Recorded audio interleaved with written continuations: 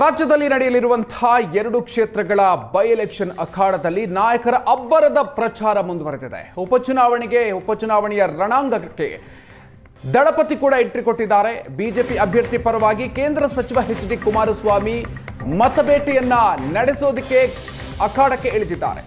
ರಾಜ್ಯದಲ್ಲಿ 136 ಸೀಟ್ಗಳನ್ನು ಗೆದ್ದಿದ್ದೀವಿ ಅನ್ನುವಂತಹ ದುರಹಂಕಾರ ಬಹಳ ದಿನ ಇರಲ್ಲ.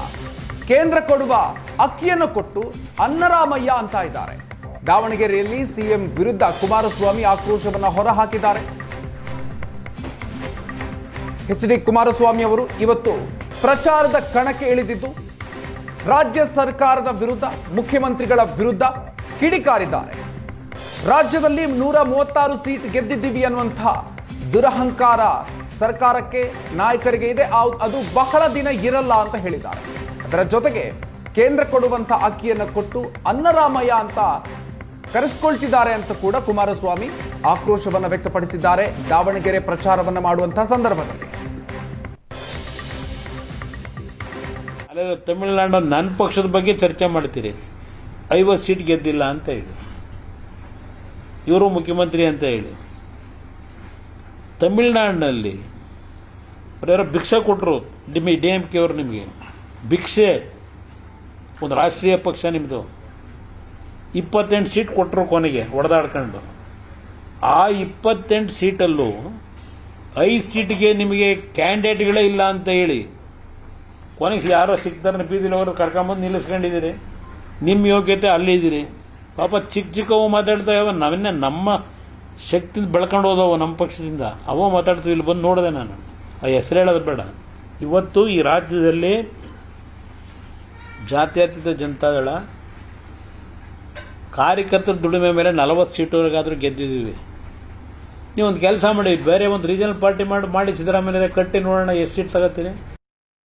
ಅಲ್ಲೇ ತಮಿಳುನಾಡು ನೀವು ಎಷ್ಟು ವರ್ಷ, ಇನ್ನೂ 2 ವರ್ಷ ನಾನೇ ಅಂತೀರಿ ಒಂದು ಕಡೆ, ಇನ್ನೊಂದು ಕಡೆ ಇಲ್ಲ ನಾವು ಸಮಯ ನಿಗದಿ ಮಾಡ್ಕೊಂಡ್ಬಿಟ್ಟಿದ್ದೀವಿ, ಜೂನ್ ಬಂತು, ಜುಲೈ ಬಂತು, ಬದಲಾವಣೆ ಮಾಡ್ತೀವಿ ಅಂತ ನೀವೇ ಹೇಳ್ಕತ್ತೀರಿ. ನಿಮ್ಮಲ್ಲಿರ್ತಕ್ಕಂತಾರೆ ನೀವಾದರೂ ಇರಿ, ಇನ್ನೊಬ್ಬರಾದರೂ ಇರಲಿ, 130 140 ಗೆದ್ದು ಬಿಟ್ಟಿದ್ದೀವಿ ಅಂತ ನಿಮ್ಮ ಅಹಂಕಾರ ಇದೆಯಲ್ಲ, ಇದು ಏನು ಶಾಶ್ವತ ಅಲ್ಲ. ಅಲ್ಲೇ ತಮಿಳುನಾಡು ನನ್ನ ಪಕ್ಷದ ಬಗ್ಗೆ ಚರ್ಚೆ ಮಾಡ್ತೀರಿ. 50 ಸೀಟ್ ಗೆದ್ದಿಲ್ಲ ಅಂತ ಹೇಳಿ, ಇವರು ಮುಖ್ಯಮಂತ್ರಿ ಅಂತ ಹೇಳಿ. ತಮಿಳುನಾಡಿನಲ್ಲಿ ಯಾರೋ ಭಿಕ್ಷೆ ಕೊಟ್ಟರು, ಡಿಎಂಕೆ ಅವರು. ನಿಮಗೆ ಭಿಕ್ಷೆ, ಒಂದು ರಾಷ್ಟ್ರೀಯ ಪಕ್ಷ ನಿಮ್ಮದು. 28 ಸೀಟ್ ಕೊಟ್ಟರು ಕೊನೆಗೆ ಹೊಡೆದಾಡ್ಕೊಂಡು.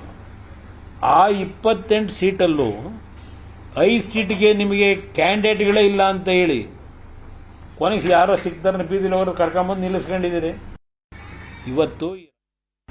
ಇವತ್ತು ಈ ಚುನಾವಣೆಯಲ್ಲಿ ಇವರೇನು ಮಾಡಿದ್ದಾರೆ ಅಂತ ಏನೂ ಹೇಳ್ತಾ ಇಲ್ಲ. ಚುನಾವಣೆಯಲ್ಲಿ ಈ ಕಳೆದ 3 ವರ್ಷದ ಅಭಿವೃದ್ಧಿ ಬಗ್ಗೆ ಚರ್ಚೆ ಮಾಡ್ತಾ ಇಲ್ಲ. ಏನು ಇವರೊಬ್ಬರೇ ಅನ್ನರಾಮಯ್ಯನ ಯಾರ ಎಲ್ಲಿಂದ ತಂದು ಕೊಡ್ತವ್ರ ಅನ್ನರಾಮಯ್ಯ ಅವರು? ಕೇಂದ್ರ ಸರ್ಕಾರ ಇವತ್ತು ಬಡವರಿಗೆ 5 ಕೆಜಿ ಅಕ್ಕಿ ಕೊಡ್ತಕ್ಕಂಥದ್ದನ್ನು ನಿರಂತರವಾಗಿ ಕೊಟ್ಕೊಂಡ್ಬಂದರು. ಅವರು ಕೊಡ್ತಾ ಇರ್ತಕ್ಕಂಥ ಅಕ್ಕಿ ಹಿಡ್ಕೊಂಡು ನಾನು ಅನ್ನರಾಮಯ್ಯ ಅಂದ್ರೆ ಯಾರು ಹೋಗ್ತಾರೆ? ಅನ್ನರಾಮಯ್ಯ ಅನ್ನೋದಕ್ಕಿಂತ ನಮ್ಮ ಇವರು ಅಶೋಕ್ ಅವರೇನ ಕಳ್ಳರಾಮಯ್ಯ ಅಂತ ಏನು ಹೇಳೋರೆ. ಕಳ್ಳರಾಮಯ್ಯ ಅನ್ನೋದಕ್ಕಿಂತ ಸಾಲರಾಮಯ್ಯ ಅದು ಬೇರೆ ಬಿಡು. ಕನ್ನರಾಮಯ್ಯ ಅನ್ನೋ ಸರಿ ಅಂತ ನನ್ನ ಅಭಿಪ್ರಾಯ. ಕಳ್ಳರಾಮಯ್ಯ ಅನ್ನೋದಕ್ಕಿಂತ ಇವತ್ತು